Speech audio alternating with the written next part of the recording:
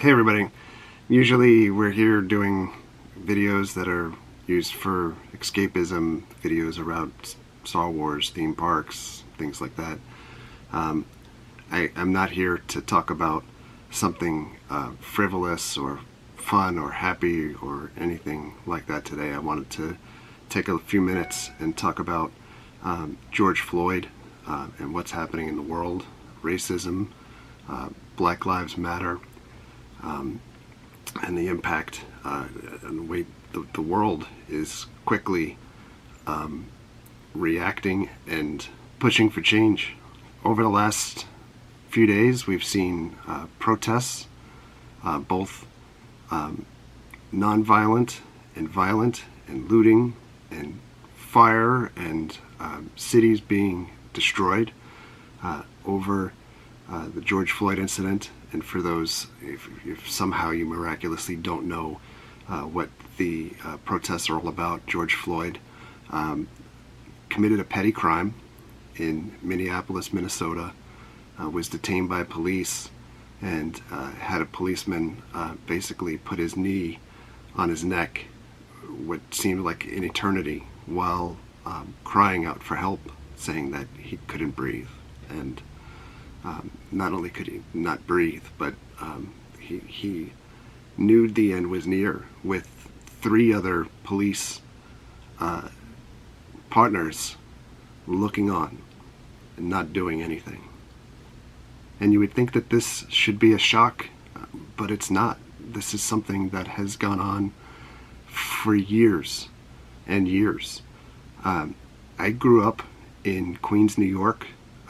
In New York, with the tag of being the melting pot, I think as far as communities, folks were more accepting. I didn't grow up knowing that my friends, when I was small or little, I didn't grow up knowing that my friends were black or Spanish, or that I should treat any of these folks that were friends any different than I would treat anybody else. My godparents were not white. I just accepted life as this is what it is. We all have differences. We all have different characteristics. In 1986, Michael Griffith was killed in Howard Beach. And the reason why I bring this up, and you can tell there's a lot of younger viewers to my channel, but I'm old, and in 1986 was the first real taste of the backlash of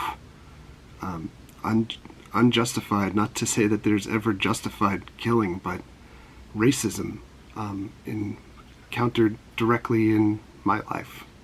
Walking down Main Street, Flushing, Queens, after Michael Griffith was killed, and my friends and I basically just, for walking down the block, got our asses kicked in retribution of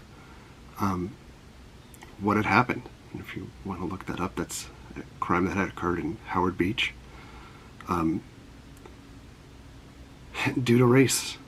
And when that happened, there wasn't an immediate retribution feel or hatred on our behalf that we needed to generalize any particular race or religion, creed, because of who had attacked us at that time. And a few years later, I was stopped in Woodside, Queens, on an elevated subway platform, minding my own business, not doing anything, and had police approach me at the time and tell me that it looked like, from their vantage point, that I was somebody that was throwing light bulbs at people down below the platform. Once again, like, the police roughed me up. They searched me, took anything out of pockets, etc., and literally it was probably one of the most terrifying and pleasant experiences in my life. And I should tell you at this point that at that time, my dad was a cop for years, and just couldn't believe that something like that would have happened to me, because that's not what he stood for at that time, or ever. It's not the way that our family was. But I'm going to say that at that point, looking back on things, I don't know why that day happened for me, but I would say that if I wasn't white and I didn't realize, now about the privilege that my color carries for me, things could have been much different, much different. And I'm not saying that every cop is a bad cop, and I don't mean that by any means whatsoever, because we value the police, and our firemen and EMT and people that we believe that should be out there to protect us.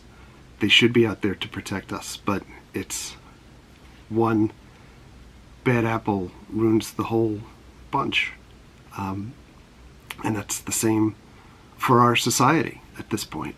Unfortunately, racism is as pervasive today as it was generations ago. It's well seen in multiple places, but we tend to experience this and let it fade away. Everyone just ignores it for a while. For a while it becomes the headline, and then we find the new iPhone, or the new theme park ride, or whatever we can focus on next instead of what's important to us. In 2012 in Sanford, Florida, which is very close to me, Trayvon Martin was murdered for going to the store, walking home, bringing a can of Arizona drink home and Skittles, and fitting the description, and being accused of something because of his color. And justice was not served for Trayvon Martin. And I realize by saying this that a lot of folks are going to immediately either thumbs down or leave the channel or whatever, but that was something that hit home because it was home. Trayvon Martin didn't deserve to die. Sanford, Florida, for a long time, didn't deserve to be boycotted because of what had happened. And right afterwards, there were so many boycotts Sanford. And the ancillary result of Trayvon Martin being killed was that the community suffered as a whole. And I'll be honest, in most people's minds, Trayvon Martin may feel like it was decades ago, and it's a thing that we've just moved on from. But we've moved on, and there's been so many more instances, and most recently, Ahmaud Arbery in Georgia, out jogging and basically hunted down like an animal and killed. And somebody just sat and filmed him killing that person. And finally, the person that filmed the murder is arrested now as well. We've got to do better. We've got to do better as a society. And it's not something that you can force people to do. It's showing compassion, showing love, educating other people across all races that they shouldn't be judged like a book by its cover. And that brings us to 3 months later after Ahmaud Arbery, and we have George Floyd, and George Floyd's family will never see him again. He died painfully, and he didn't deserve to die. over a petty crime. And then we didn't deserve to have to wait days. And I understand that the prosecution needs to find the proper charges to charge somebody, but we waited days for the man that killed George Floyd to be arrested. The 3 other cops, as of the time of this recording, that stood by, literally inches away from George Floyd being killed, have not been arrested. While protests started peacefully, it was more of the same in Minneapolis, and things have spread. And I think they've gone from what you remember if you were alive to remember Rodney King years back. We've amplified that now to 11, and protesting isn't enough. But saying that, I don't condone rioting for the sake of the impacted businesses that are stolen from or that they're burned down. 2 wrongs don't make a right. But we need to affect change. And the younger generation, you guys need to be the leaders in affecting change. Change is pushed through actions. And one of the key actions to effectuate change would be voting, and voting the appropriate people in office, the people that represent all parties, all walks of life.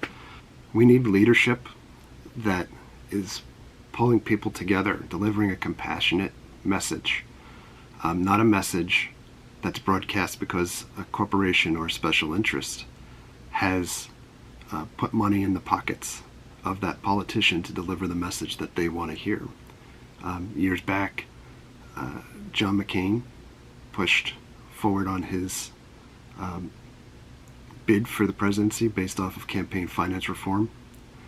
For those that don't know, don't live in the United States, you are essentially allowed through yourself or through special interest groups or political action committees to donate enough money so that the laws that should apply to the many may not apply to you because of the money that you're donating to a candidate. You're influencing change based off of the money that is put into the pockets of politicians. And I want to go back to police brutality and the fear of killing, and some of the feedback that I've seen on social media over the last couple of days. I met a viewer a couple years ago at Epcot. Nice enough person at the time, and they were due to have a baby and everything, and we do the thing of follow that person on Instagram, etc., and literally the stuff that I'm seeing on social media is enough to make you want to throw up, with folks that are not closet racists, but they're outright racist. And the message that was put out after George Floyd was killed with a hashtag of "I can't breathe, why?" I'm dumbfounded that these types of messages are so openly broadcast for the public and for people to realize that these are the individuals that you are associating with and socializing with.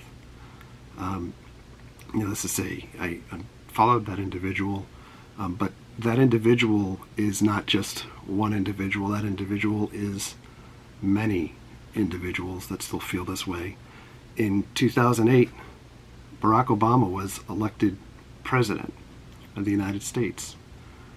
I think, I'm going to be honest at this point and tell you guys, again, this is where I think at this point in the channel, I just lay it out there so that you guys know one way or the other. I've been a Republican my life. I voted for Barack Obama and saw him as a beacon of change. And when he was elected, I thought, this is something that's going to change the shape of not only our country, but of our world going forward. I was proud of that day from my kids. But instead, the only thing that we did was fracture the country even further by immediately having racist overtones come out of, it's not my president, Barry, let's look for his birth certificate, he wasn't born in America. And things were divided even further. And then you fast forward to today, and we, instead of bringing people together, our president is more worried about Twitter putting a fact check on his tweets or a warning label on his social media posts. Social media posts for a president. When in our history have we not had some type of presidential address, whether it was by television or by radio, or looking to try to heal the country and bring people together? There are things that, if they don't happen, like the further investigation and prosecution of the 3 officers that stood by and watched a man die needlessly, or the country's leadership trying to bring the country together, the riots and the fires and the outcry is only going to continue to keep growing. And I don't know what I was more fearful for before, with COVID being pushed as the silent killer, or being afraid to leave my house now, because I know that I'm privileged and I'm afraid of what that means to other people when I'm in their way. We need change in this country. We need change from the top down in our elected officials, and we need to be represented by the people, for the people. And until that happens, I'm not sure where we go, other than being the love and support and unity across everybody. Colorblind, sexual preference, orientation, blind, religion, just seeing people and appreciating each other for who we are, and not what we aren't. So I apologize for the rambling video. I want to thank you guys for listening, if you listen.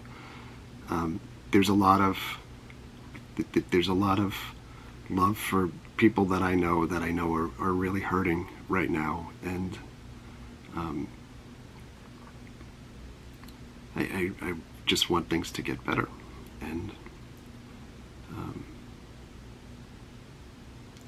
we close every video with treat others the way you want to be treated. And I know that there's times, and this is part of, I think, being human, where you realize that you're not doing your best at times to treat some folks the way that you would appreciate being treated. And I know I'm guilty of that, just like everybody is guilty of that at times. But let's do better. Treat others the way you want to be treated. Let's get through this. Love you guys.